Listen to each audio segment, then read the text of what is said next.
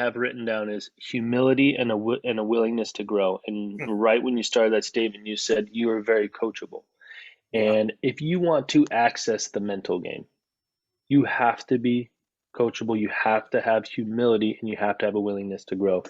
And here's the thing, uh, I'm never offended if someone doesn't care for the mental game, because here's the thing, some people are going so well that they don't want to ruffle the feathers. They don't, Right. the things are going well, I'm not going to mess with it. I don't want to overthink. I don't want to do any of this.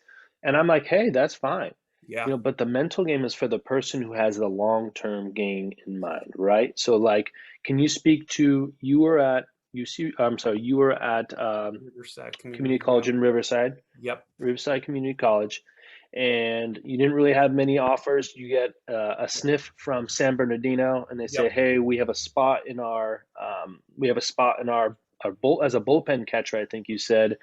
Can you speak to how the mental game carried you from junior college to all of a sudden you're at was it Division 2 at the time? Yeah. I think they're They're going Division two, Division 1. correct? Yep. Okay, Division 2, and going from a bullpen catcher to what you actually became. Yeah, so it was actually kind of funny, like you said, you had it right on the head. So it was, not getting many offers out of Riverside Community College and kind of being taken on at Cal State San Bernardino as a favor.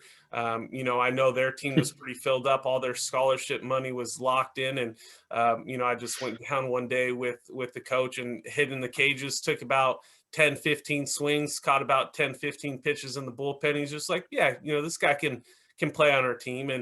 And immediately I was thinking, I was like, in my head, I was like, I'm not just going to play on your team, dude. I'm going to be a, star for you for the next 2 years. I knew that just because, big thing I talked about, and I actually spoke about this with Michael Lorenzen yesterday, is consistency in approach. He goes, if you really stay the path the whole time, work hard in school, get good grades, stay consistent with your work ethic, it's amazing how many people will fall off the path on their own.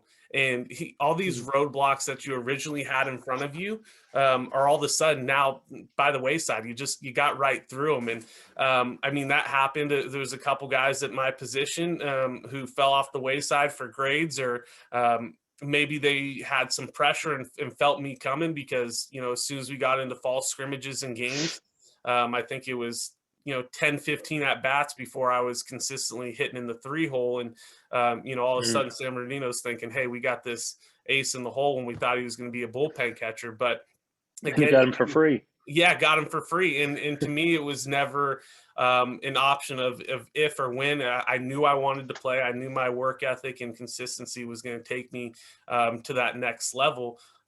It was challenging. I mean, I had to put the work in. It wasn't given. But I think Sure. those that groundwork that I had put in at RCC the previous 2 years truly set me up for those opportunities the following two.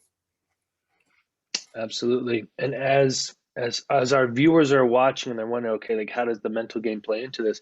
The mental Yeah, game is everything to do with that. Something everything. as simple as not falling to the wayside, right? Of having my end goal in mind. We talk about having my end goal in mind, starting with the end in mind. If I know where I want to go and I know where I'm at currently, then it kind of starts to build this path to where I need to get to. And so we're looking at those roadblocks. Okay, it's really a simple question of what I'm about to do, is this aligned or not aligned with where I'm trying to go? Okay, skipping out class to go hang out with this girl, is that aligned with my goals, my end goal? Right? It's something simple like that. I'm sure Ken Ravizza and Mario Soto are the type of guys that talk about starting with the end goal in mind of, hey, where do you want to go? And is the decision that you're about to make going to help or hurt you in getting to that goal?